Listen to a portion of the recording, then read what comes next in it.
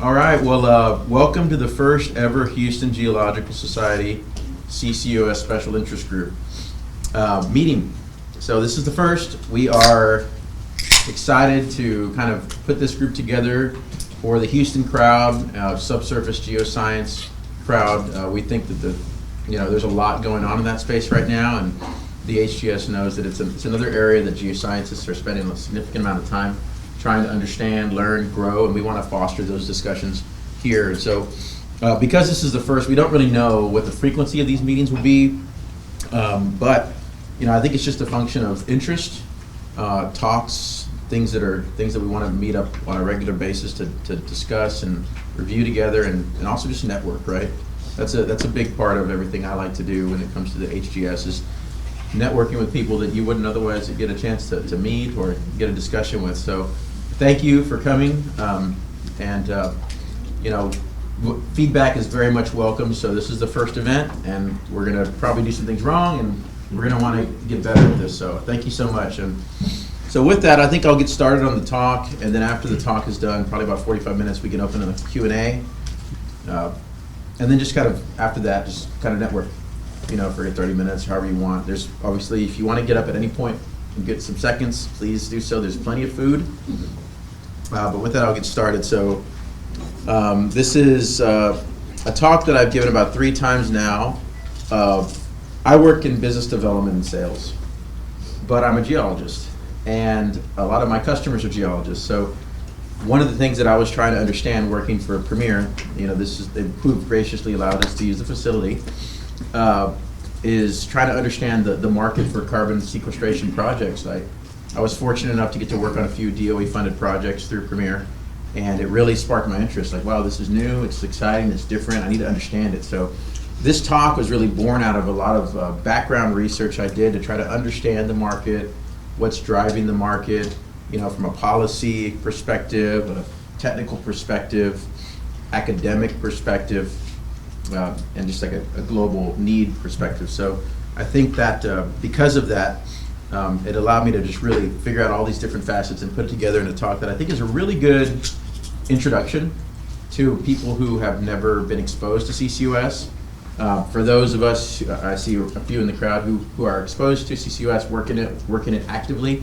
Some of this stuff you probably know before, but this is the first, and I want to really just get that audience in, and I think we'll set up subsequent talks that'll be geared towards different skill levels, basically. So I appreciate that. And then the final piece of this talk is really like, what does the future hold, right? It's a little bit of what I think might happen, and this is not just like my ideas, but articles I've read, input I've gotten for other people working in the space, and what I'm personally seeing working at a laboratory who is actively working on carbon sequestration oil cores in our lab right now, right? And just talking with my customers. So we're just going to get started on that, where it began. It's kind of enhanced oil recovery. Then I'm going to talk a little bit about the history of EOR very quickly to just lay the groundwork for the initial steps with the carbon capture sequestration projects. Then we're going to go into the Department of Energy regional partnerships. Now, very interesting history there. We'll talk about those partnerships, the policy and regulations developed around the time of those partnerships and through the research that was done in those partnerships that have led to new policy and research and development initiatives. And then the rebirth of those regional partnerships and what are called the regional initiatives now. So kind of went through a little bit of a rebranding and restructuring, but essentially the same thing.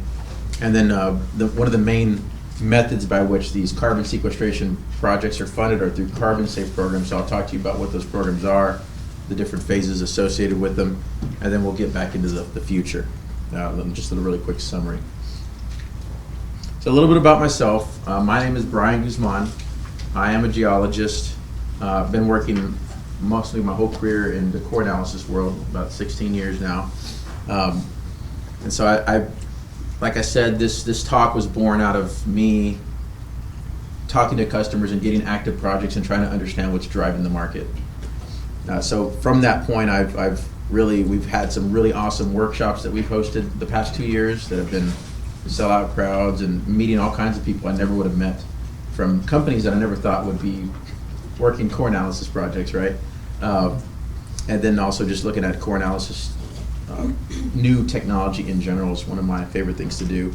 I did my bachelor's at University of Texas San Antonio, and my master's at A&M in analytics, so a little bit of a hybrid there.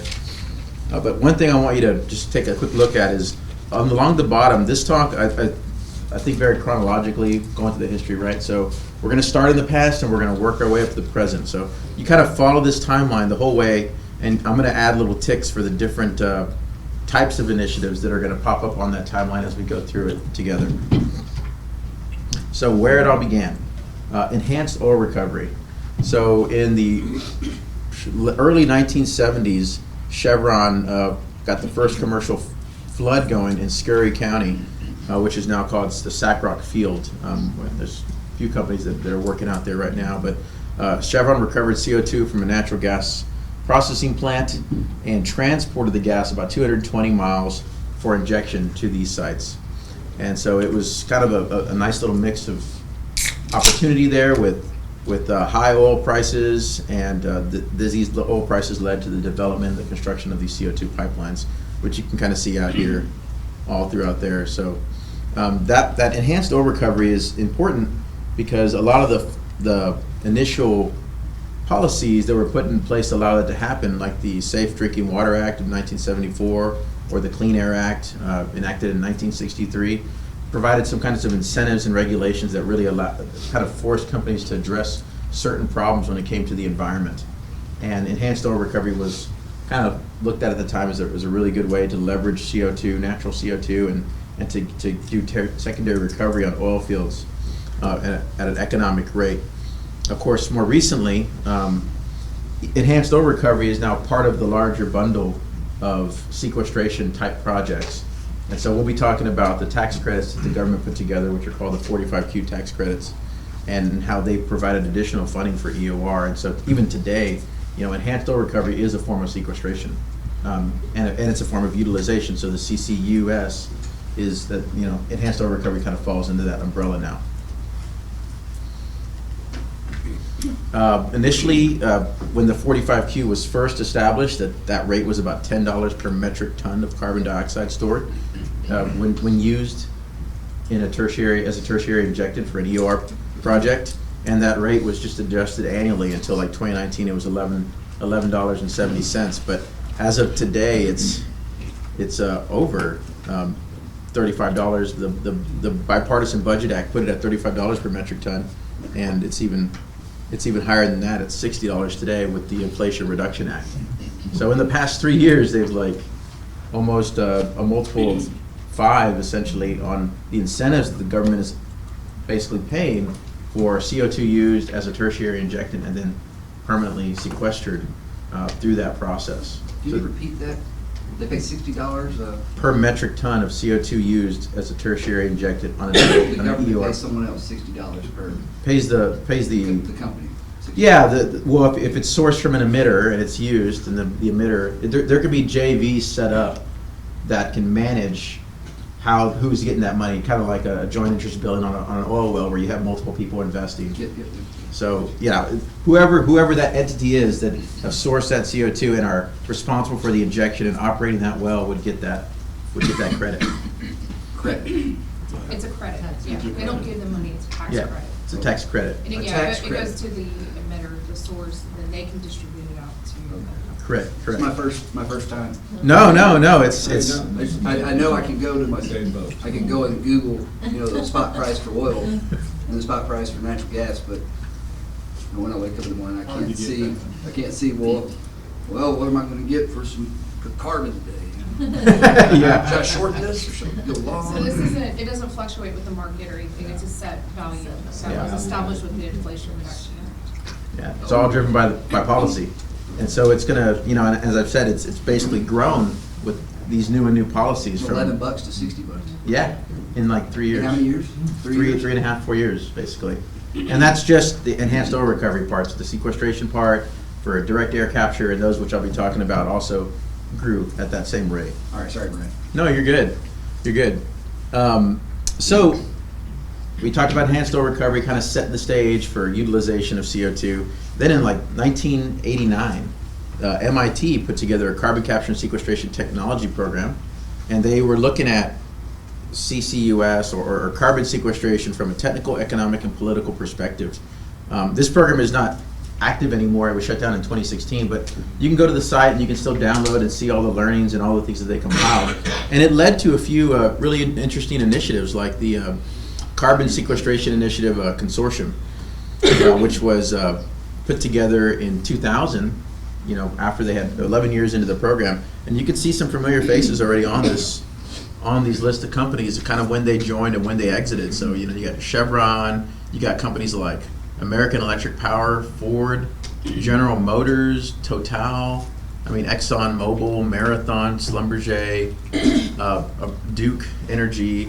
So a variety of companies from different industries were very interested in carbon sequestration at that time. And I can tell you today that same kind of mix of companies are active now. You got like Mitsubishi recently has partnered on some projects. I got Tico, in Florida, Tampa Electric Company. Duke Energy is still looking at these things. Midstream companies, not your usual suspects, right? This is what was kind of revealing to me as I got further and further into this market and realizing that my customer base, working in business development as a core analysis guy, was a lot broader than just going to Exxon, Shell, Chevron, BP, oil companies, right? So now I have to go to midstream companies, utility companies, engineering firms, a variety, a lot more diverse mix. So it's fun. But this is a really good consortium that I've not really seen all the learnings from that consortium. I want to see more of it, but I'm not quite there yet. Then in 2003, the U.S. Department of Energy created a nationwide network, so 7 regional partnerships. And you can kind of see those mapped out in that graphic there. And it was a 3-phase implementation. So the first phase was characterization, so from 2003 to 2005. Second one was the validation phase till 2013, and then the development phase from 2008 to 2021. So characterization phase was all about collecting data from CO2 sources and geologic formations. So, what emitters, ethanol plants are one of the easiest, largest places to start. And the first commercial projects are all done with ethanol plants right now. But there are other sources of CO2. So looking at all the emitters, where is all the CO2 being generated from? And then let's looking at all the geologic formations in North America that are adequate sequestration storage sites, and doing the initial work on that, which led to a few other things like the Atlas, which I'll talk to you about a little bit later. Then the validation phase was actually setting up, looking at small scale field tests where they were just injecting less than 1 million metric tons of CO2 into the ground. So there's about 12 of those. And then the development phase, which injected 1 million more metric tons of CO2 into the subsurface. So I think that's all set up by the regional carbon sequestration partnerships that were initiated in 2003. And so you can see some of those example field studies right now. Like there's 7 of them, and they're kind of a mix between saline storage, pure sequestration, enhanced oil recovery, and some hybrid projects like this Southeast Regional Carbon Sequestration Cranfield project, and which injected nearly 5 million metric tons of CO2 into the ground for both storage and utilization, right? So we've already injected over 12 million through this partnership alone. Over 12 million metric tons of CO2 is injected into the ground between 2003 and 2021, right? So what were all the learnings associated with that, right? And how are we leveraging that today? So here's the accomplishments, right? Like I said, injected over 12 million metric tons, demonstrating permanent, economical, and safe storage, developed the National Carbon Storage Atlas, and the GIS information database to store CCUS related data. So that information is publicly available. You can see my source here for that. And as I mentioned, Linda's going to be putting the slides online, so you can kind of go through this over and over again if you need to. The development of the National Carbon, I already said that, contributed to a series of best practice manuals for geologic storage. There's quite a few of these. They're very dense, I don't know, like 200 pages each. And I'm currently going through a few, reviewing them try to build another talk that just kind of goes to the highlights of the best practice manuals that are more germane to a geoscience audience. So stay tuned for that. I'll finish that talk and put it on at some point. And then the first ever EPA Region 5 Class 6 permit. And so I'll talk about what is a Class 6 permit here shortly. But that was an accomplishment of the regional carbon sequestration partnerships. And then just kind of set the groundwork for commercial scale projects. I mean, all these learnings were paid for by the taxpayer dollars, funded by the Department of Energy, partnered with academic institutions, commercial entities, landowners, and emitters and pipeline companies to show this was feasible. And now that has all been done and made available to the public, you have kind of what we're in the middle of right now, which is this mad rush of all kinds of commercial projects, DOE funded and commercially funded, everything in between currently happening right now, today, which I'll talk about when I get to the future. So here's some of those, here's some examples of the best practice manuals, right? So site screening, site selection, and site characterization for geologic storage projects, best practice manual. Public outreach and education, that's a big one. I mean, I was just talking with Mike earlier about the NIMBY thought, right? Like, not in my backyard. You know, what do we do with like laying new pipe when it comes to this emitter and the storage site is over here? We got to put pipe in between to get the CO2 over there, right, for injection. Well, I think you know, public outreach and getting buy-in from the local community where these projects are occurring is critical. I was like super critical. You know, make a little carbon sequestration joke there. It's super critical that we work with the public, right? And a lot of the current funds that the DOE are putting together right now are garnered straight towards, you know, we talk about DAC as like a direct air capture technology for carbon capture, but they talk about DAC as disadvantaged communities, right? That's also an acronym for trying to understand where these storage sites are located are going to impact people. So we need to educate people. We need to get buy-in from local communities, and we can't be impacting people negatively, right? So public outreach is a very important aspect because they're going to see pipe in the ground and they're going to go, hey, we don't want that, right? And even though it is trying to solve a problem of lowering CO2 concentration in the air. Risk management and simulation. So, you know, when you are first starting a project, you usually have to get a sense of how the injection well, how the plume that you're creating as you inject CO2 is going to behave over long periods of time. And you know, you want to inject it and you want it to stay there. So you need to understand how that plume is going to behave and if it's going to leak, because if it leaks, it's a bad thing. You lose your credit, right? It's called a recapture event when they can prove that there is leak going on. So you have to have monitoring wells and a whole other thing going on to make sure that is not occurring, and you have to do a lot of your homework up front. So, you know, why am I doing core analysis right now in carbon capture cores? Because people are trying to understand the subsurface just in the same way that an oil company needs to understand the subsurface, because they want to make sure they understand how the CO2 when it's injected is going to behave, how that plume is going to behave, and is it going to stay there? What does that seal look like? So I think there's a lot to learn on these best practice manuals from that. So that kind of gets into that monitoring, verification, and accounting. You know, how do we monitor these storage sites over long periods of time to make sure that the CO2 is indeed staying out there, not leaking, because someone's got to pay for that. And then, you know, general operations, like what's the operational differences when you're producing versus now injecting the CO2, and what issues could you run into there? So really good, powerful information. If you're trying to understand carbon sequestration projects, you really should be starting at these regional carbon sequestration partnership program and all the data they put together for us. A question, who bears the cost of monitoring that? The operating companies or the other, is it equally into the companies, CCUS companies? Yeah. As far as I know, I think it's all paid for by the company that's operating the well, and I think however they set up their JVs with their emitters and other parties to cover those costs. And I'm not sure how the government supports. I know in these Department of Energy funded projects, which a lot of projects currently have some kind of form of DOE funds, there is definitely funds available for that research, looking at different technologies that can monitor more cost effectively, and right. So there's obviously people in here with varying levels of experience but, you know, all very interested. So I think, you know, I look forward to trying to schedule more of these and get other speakers to contribute their expertise, knowledge, and grow this group. So I'm very happy with the dialogue that's occurring out there. So I'll get back to this really briefly, but yeah, the Carbon Storage Atlas, current version 5 in 2015. So this is a really great way to look at and review for every region.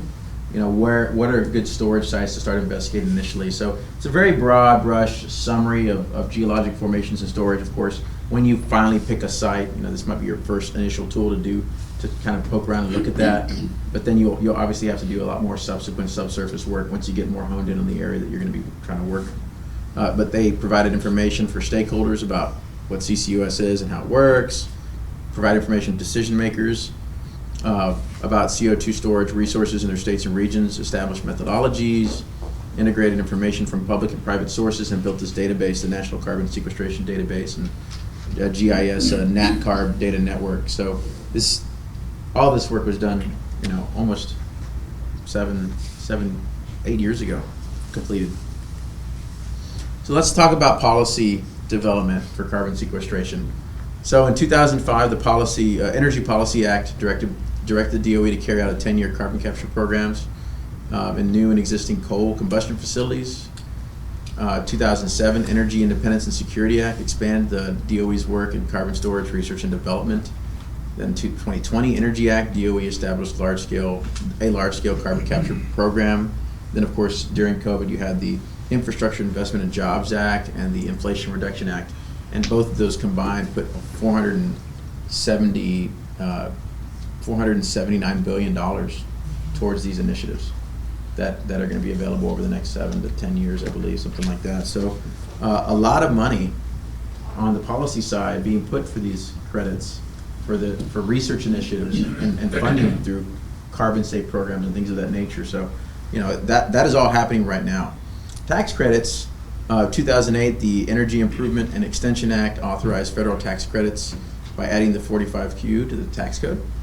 2009, American Recovery and Reinvestment Act amended the 45Q, same with the Bipartisan Budget Act, Consolidation Appropriations Act, and the Inflation Reduction Act. So we talked about those amendments earlier, right? They just kept increasing. There's some other changes, but from a monetary perspective, they really raised that credit amount, which got a lot more people interested in how this could work for them. So here's a nice document I like to download, the 45Q kind of summary document. It's actually I couldn't find the most recent dated one. It was always out of date. So credit amount changes based on the application is one thing you'll notice here in this section. So, you know, you either are a pure sequestration site, you are a utilization like enhanced oil recovery, or you are a sequestration site that's it's powered by direct air capture, you know, as opposed to going to an ethanol plant or you know, produced CO2 from somewhere. And the amount that you get is different. And obviously there's a financial penalty if there's a leak, which is, like I mentioned earlier, is a credit recapture event. So what are those changes? I mean, 2022, the Inflation Reduction Act, currently $85 per ton of carbon dioxide permanently stored, so pure sequestration, $60 for if you're using that for enhanced oil recovery, and $180 per ton if it's geologic sequestration from a DAC source, versus $130 per ton if it's direct air capture for utilization. So that's a lot more money than it was in the past, you know, few years than it's ever been in the history. So that's what's actually occurring right now, why there's so many people interested in this, and a lot of projects that are currently being started, people who've been working these ethanol plants for years, or pipeline companies, other energy companies are all looking at this very heavily right now. So let's talk a little bit about Class 6 wells. We talked about, you know, it was mentioned a few times in the talk. So this was established in July of 2008. The EPA published the Class 6 federal requirements under the UIC program for review, underground injection. C, I forget what the C stands for right now. But on December 10th, what's that? Control, thank you. UIC, underground injection control. In December 10th, 2010, officially established the Class 6 well class. The rule became effective in the 7th of 2011, and since 2011, the EPA has established guidance documents for what is required to get your Class 6 permit. And these guidance documents, I know a few people in the crowd have actually reviewed those. I've reviewed certain sections that pertain to core analysis and sequestration modeling, because that's kind of what's germane to my job more than anything. But they're pretty long, and they can be pretty vague in certain sections. So currently, right now, there's a lot of how big does my application need to be? How thorough do I need to be in certain areas? It's not super specific on certain things, so people don't really know. So you can be very safe and really like exhaustive and cover lots. And of course, everybody's trying to figure out the minimum they need to do to get that permit, right? And so I've heard of applications being 700 pages, 800 pages, and that's not great, right? So you brought up about primacy. Well, states in primacy, they can expedite that process, and they can make it to where you don't have to have these ginormous upfront work and your permits to 700-page dissertation type documents. So I think right now North Dakota and Wyoming, it is much more expedited to get a Class 6 permit in those states where the state is actually managing and reviewing. But they can't make the standards any less than the federal standards. So they still have the same standards that the EPA lays out. It's just the state is managing it, and the EPA is just completely buried right now with permits they're trying to go through. So they can't keep up. So we talked about the regional carbon sequestration partnerships established in 2003. Well, in 2019, the regional initiatives were kind of the reinvented these partnerships. So you can see that Canada is no longer in the picture here, and there's 4 instead of 7 regions. And you got CUSP in the southwest, you got the Southern States Energy Board in the southeast, and north you got EERC kind of managing PCOR up there, and then Battelle manages the Midwest, or I forget the MCRI group up in the northeast. But that all falls under the Office of Fossil Energy and Carbon Management, and it's kind of the same kind of goals that the RCSPs had. But a lot of the money that has been made available through these more recent policies are being funneled through these offices in the Department of Energy and being expressed through carbon safe programs. So that's called the Carbon Safe Initiative. So it began in 2016 with the goal of addressing the key gaps in critical path towards CCS deployment. And there's multiple phases, up to 4 phases for a carbon safe well or program. And the government provides a certain amount of money for each of these if you apply to do a carbon safe project in your area. I've personally been a part of a few carbon safe programs, and we're currently looking to do quite a few more next year.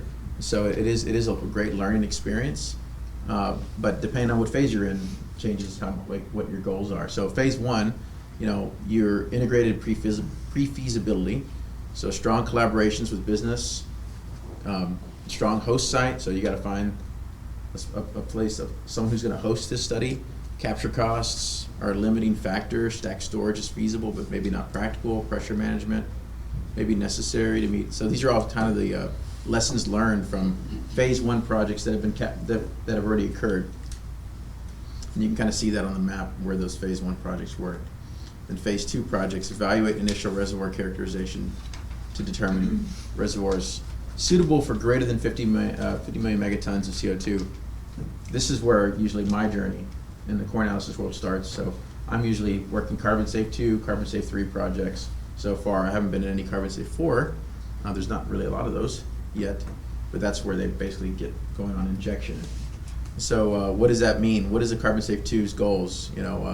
Data collection, geologic analysis, identification of contractual and regulatory requirements, subsurface modeling, public outreach, and you have to drill at least 1 well and acquire, core seismic data, logs. Basically, you have to be able to establish the subsurface model and be able to show that you understand how CO2 injected in any one specific area would behave. And that kind of gets you to phase 3. So it's kind of a little bit further on the site characterization, but then you really get into the permitting, which is the main goal here. So identification of storage sites, preparation and submission of the UIC Class 6 permit for each proposed injection well. Right, so you actually have to do that now. identification of anthropogenic CO2 and the necessary capture technologies, work with regulators, and address the kind of issues that we face in oil and gas all the time. We're dealing with land, you're dealing with poor surface rights, right-of-way for pipelines, things of that nature. So you, in a carbon safe 3-phase, which is being funded partially by the government, you are going to be having to answer for all of these things and figure all these questions out. And there's some examples of different phase 3 projects right now. And just kind of zoom It's the in. paperwork, I guess. Lots of paperwork. Phase 3. Very yeah, it's very paper heavy. So, you know, just a quick look at this. All right, so let's talk about my personal experience. You know, this was 3 years ago, a Carbon Safe 2 program that was done in conjunction with the Kansas Geological Survey. The operator was Berexco, and the site is called the Patterson site. So we kind of established what the goals were for phase 2 earlier. So they took about 700 feet of whole core. We brought that core over to this facility and we analyzed it, and we looked at all the different potential injection sites and the seals associated with each of those injection sites to try to help answer those questions. You know, how tight is this sealed? What pressure can you get up to, and how much CO2 can you store in each of these different injection sites before you might induce a fracture in the seal, which you don't want, right? The opposite of the shale world. We don't want, fractures are bad. We don't want that CO2 to leak. So kind of zooming in, there's the Patterson site right there, and there's the API. You could find all this information online in the Kansas Geological Survey's website. They have a link to this Carbon Safe 2 Patterson site, and you can download the logs, you can download the core data that we generated, you can download all the data that was funded by the government for this site. But you can see that, you know, they collected core, they collected well logs from basement all the way up, and core went down to basement as well. And they did some DST work, drilled this well right in the middle of the right in the onset of the pandemic. It was like April 2020. So it was very challenging for us working the well site and bringing the core here and all the problems associated with that. So I felt pretty accomplished. We managed to pull it off, but it was a really good study. So I want to talk about now what the future holds, because I know we're running short on time here, and I want to have a question I want to get further dialogue with all of you. The Class 6 on September 17th, Louisiana applied to add Class 6 injection wells to their existing UIC program. And you can see more recently they've had a lot of public commenting sessions, which I heard were quite challenging. They had lots of comments, which I think they're still going through. But yeah, you have to. Class 6 permitting is one of the biggest bottlenecks for carbon sequestration right now. And it's all kind of bottlenecking to the EPA unless you're in North Dakota or Wyoming.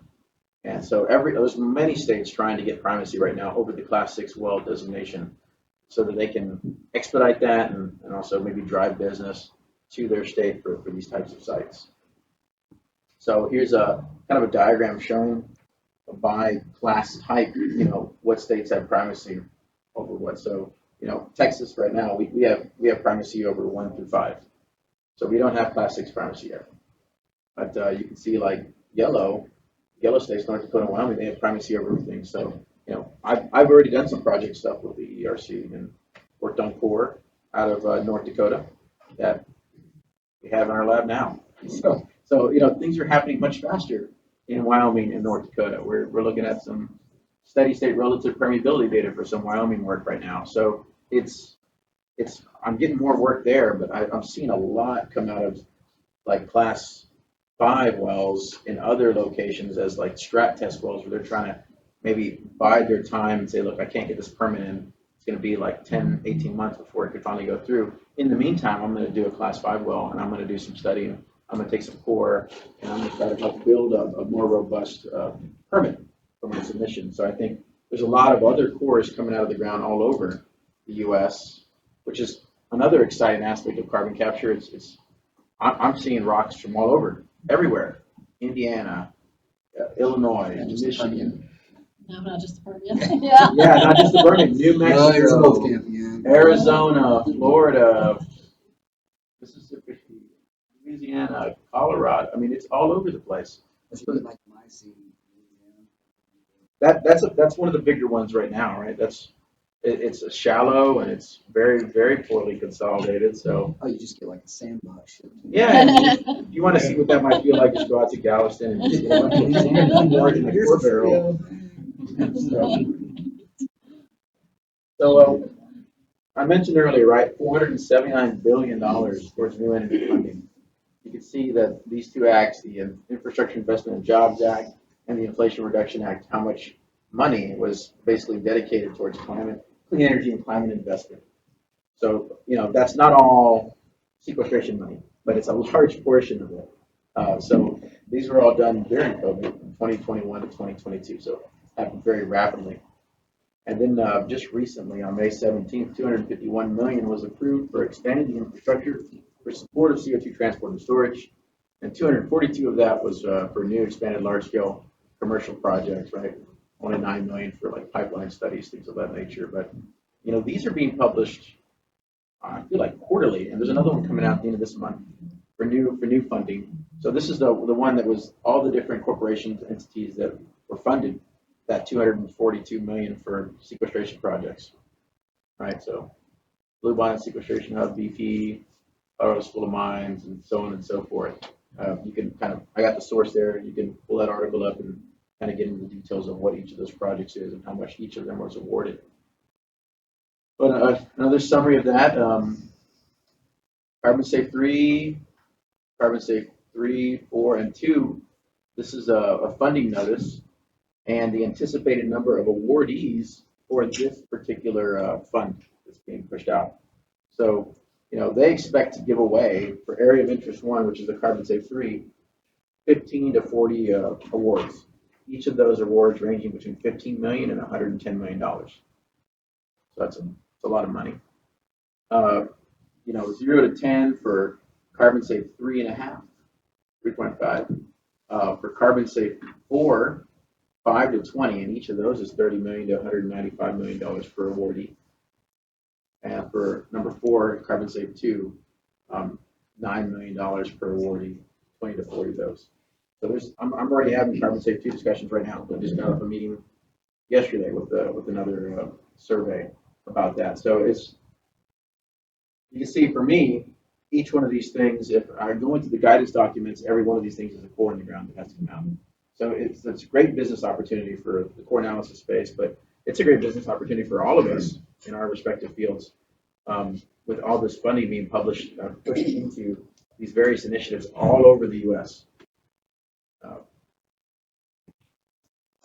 So I'm not an expert on carbon credits, but I was doing some reading. I know you probably seem to know a little more than I do, but we talked about carbon credits and how can they be used.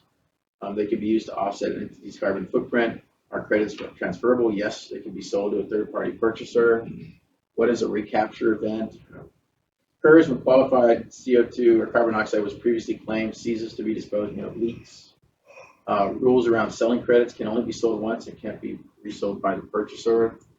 Who claims depreciation? Does selling tax credits mean I will be taxed on the proceeds? So, there's still a lot of debate and a lot of understanding how these markets work right now. And I pulled a lot of this stuff off of like sites like Project Finance and tax law. I'm not a lawyer, I'm not especially in tax law, but I can see that there's a lot of vigorous discussion in the comment section of that article about all the associated issues that are going to be coming up because of this market that's being developed. So it's something to keep an eye on, for yourself. It's something I'm certainly keeping an eye on.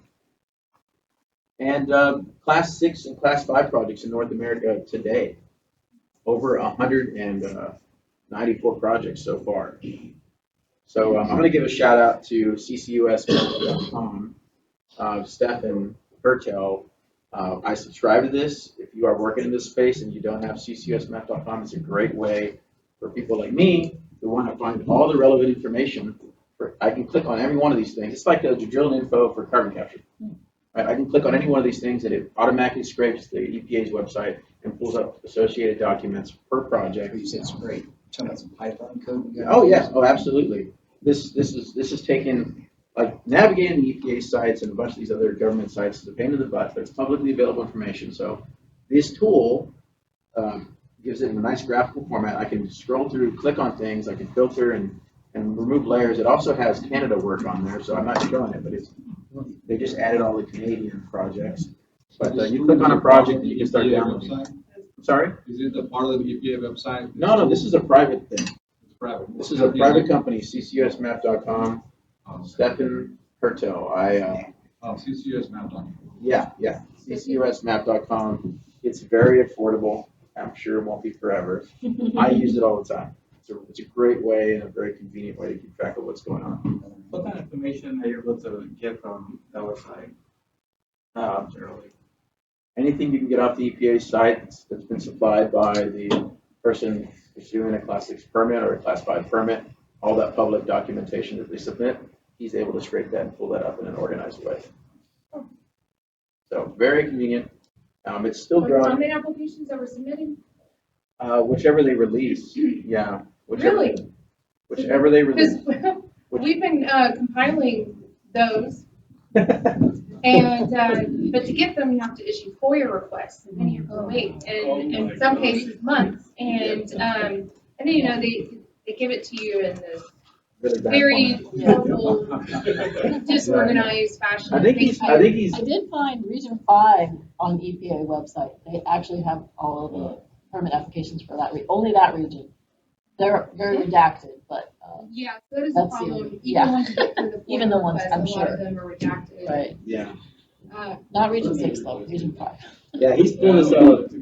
Whatever you can get on the EPA site. So if there's a FOIA request, and I'm not sure how he's maybe managing that, but I don't know, he's pretty approachable, easy to talk to. Yeah.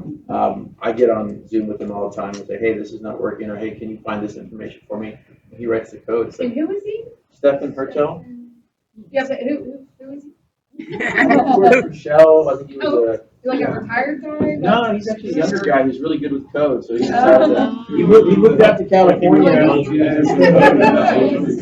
He moved out to California and just started this little project. That's cool.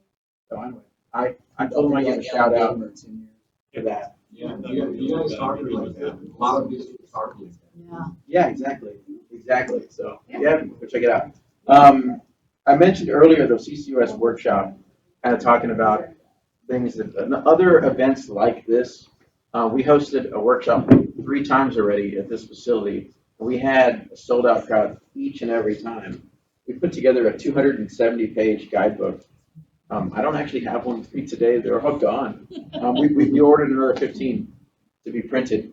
But that guidebook really focuses on going through the guidance documents for a Class 6 permit and relating the actual requirements to the lab equipment and the analysis that you would need to fulfill that request on the Class 6 permit. This is the one that's already passed through. Yeah, this one already.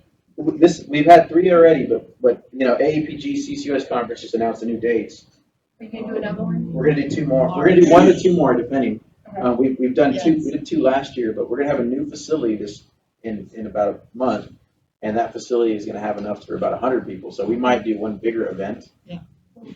But it's an awesome event because I meet so many people that I never would have met who come to these events, and they're all customers now, and it's great. So we're gonna keep hosting it. Yeah. But it's a great place for you guys to learn more about core analysis side and what that entails for a Class 6 permit and network with people. It's a great networking opportunity. So unfortunately, they decided to put the conference right in the middle of spring break, and I'm not going to be there. I'm going to be in Disney World next spring break. But other people will be here manning the booth, manning this for me. So. And then we are also looking at building a consortium for CCUS projects here at Premier.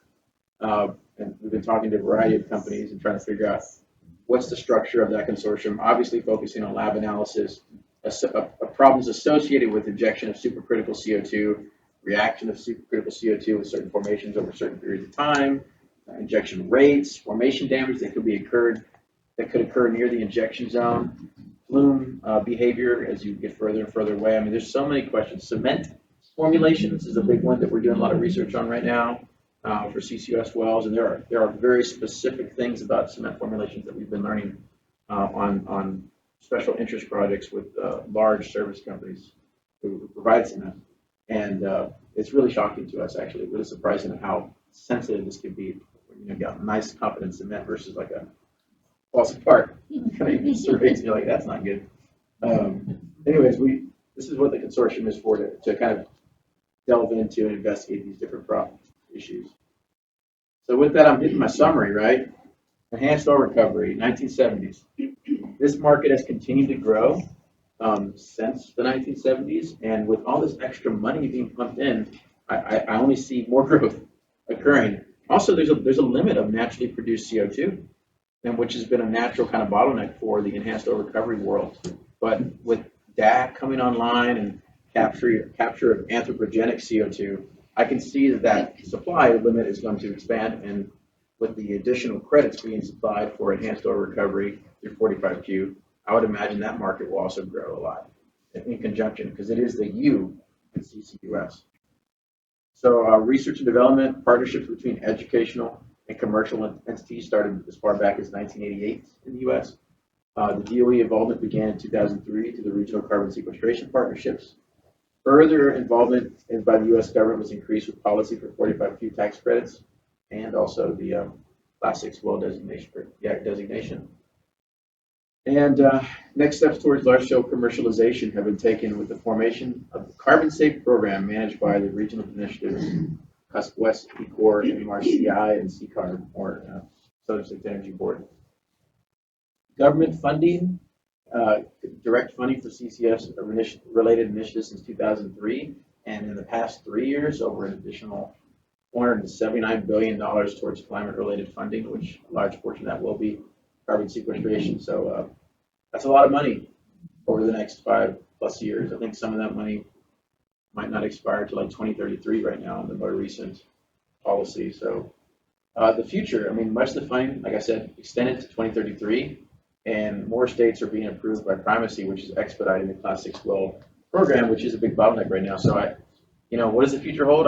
For me, I know right now it's the next few years it's going to be busy, and I think it may be busy even beyond that. There's some uncertainty with the policy changes and government, and who's in power in the political realm. But a lot of the stuff, the groundwork has been set, and it takes more than 1 or 2 election cycles to really affect that. I was just going to say, Brian, I don't know if you've seen the recent, a couple weeks ago, I think the EPA came out with a graphic that shows all of the Class 6 permits that are being processed right now. It's like 50 something, I think. And the timeline for getting those things done is Massive. Ridiculous. Yeah, I saw that. Yeah. And, that CCUS map had that before. Oh, really? So he had already built one of that's those cool. tools on it, and I was using it, and I saw they published that. Yeah. So I think, he's improving his, where you can actually click on the graphs and actually pull documents up. So anyway, it's something to look into. So with that, thank y'all very much for attending my talk. Thank you for attending the first ever HGS CCUS interest group, and we want to host more of these. So I'm going to open the floor for questions and just dialogue. I'm not the only knowledgeable person at CCUS in this room, obviously. So I want to have a dialogue. So if there's any questions or anything, please let me know, and we can have a chat about it.